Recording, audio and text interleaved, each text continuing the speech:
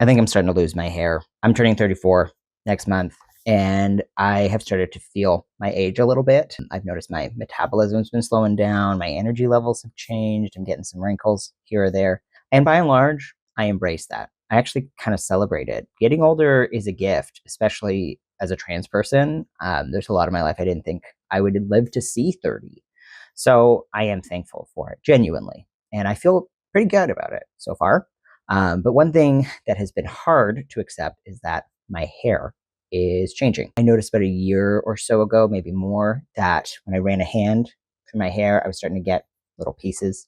And recently, I've noticed that it's been sort of thinning a bit. And it looks pretty good right now, but if I push my hair back, you can see the hairline is getting up there. Yeah.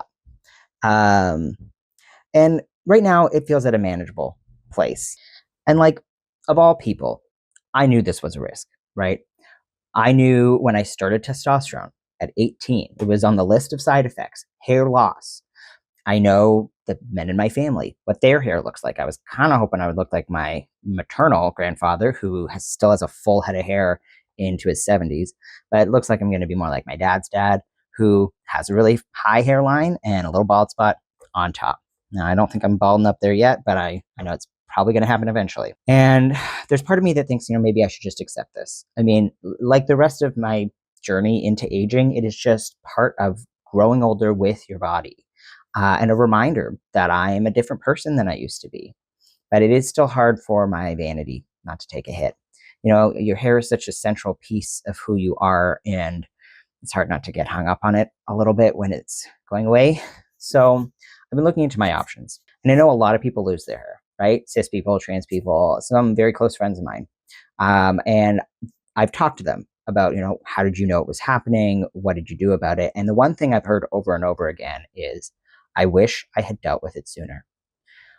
I think I am actually at the dealing with it sooner stage, maybe on the cusp of it. If I could maintain this level of hair, even for another few years, that would be great. So I reached out to my doctor, and we talked through some options and eventually landed on finasteride. And the way that finasteride works is that it stops the testosterone from turning into another hormone called dihydrotestosterone, or DHT. And it can stop hair loss. It can even bring back some hair. Like, I could have new growth on this medication, which would be very exciting. Now, before my doctor prescribed it to me, he did want to do some research because, like a lot of medications, there's not a ton of data about how this med impacts trans people. There's a lot of information about how it impacts cis men, but some things to watch out for, apparently, are that I could have thinning of my beard. I could have some depression or concerning thoughts. I could have low blood pressure. There is a risk of breast cancer, but I've already kind of had a good preventative measure for that. And it can cause you to have a lower libido. But by and large, it is safe to take as a trans person. And I have been prescribed it. I took my first pill yesterday, and my understanding is you need to wait about 2 or 3 months to see any change. So I guess you'll be coming on this journey with me, and we will find out together if this continues to progress or if something else happens. And the reason I'm sharing this here is because it is so unstudied and undocumented among trans masculine people.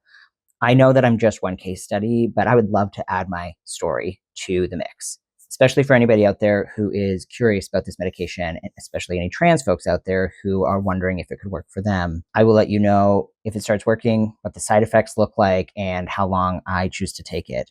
My personal goal would be to take it for at least a year and just see what happens. And again, this might be something that can't change, and I am ready and willing to accept that. I feel at peace with how I look and how I live in my body, and this is not something that can make or break that for me. But it sure would be nice to keep what I've got for as long as I can. So wish me luck, and I hope you follow on the journey with me.